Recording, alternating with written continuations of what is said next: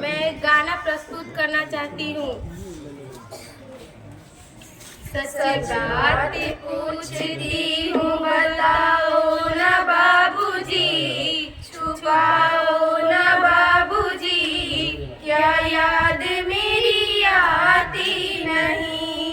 सच बात पूछती हूँ बताओ ना बाबूजी, छुपाओ ना बाबूजी, क्या याद मेरी आती नहीं। पैदा हुई घर में मेरे मातम सा छाया था, पापा तेरे खुश थे मुझे माँ ने बताया था। लीली के नाम प्यार जताते भी मुझे थे, आते थे कहीं से तो बुलाते भी मुझे थे। मैं हूँ नहीं तो किसको बुलाते हो बाबूजी, क्या याद मेरी आती नहीं, क्या याद मेरी आती नहीं।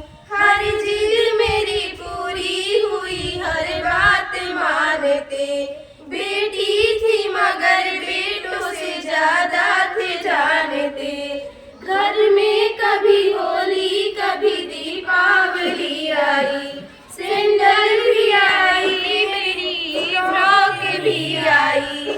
अपने लिए गमछा भी ना लाते हो बाबूजी, क्या कमाते हो बाबूजी, क्या याद मेरी आती नहीं, क्या याद मेरी आती नहीं। सारी उम्र खर्चे में कमाई में लगा दी, दादी बीमार थी तो दवाई में लगा दी। पढ़ने लगे हम सब तो पढ़ाई में लगा दी, बाकी बचाओ मेरी सगाई में लगा दी।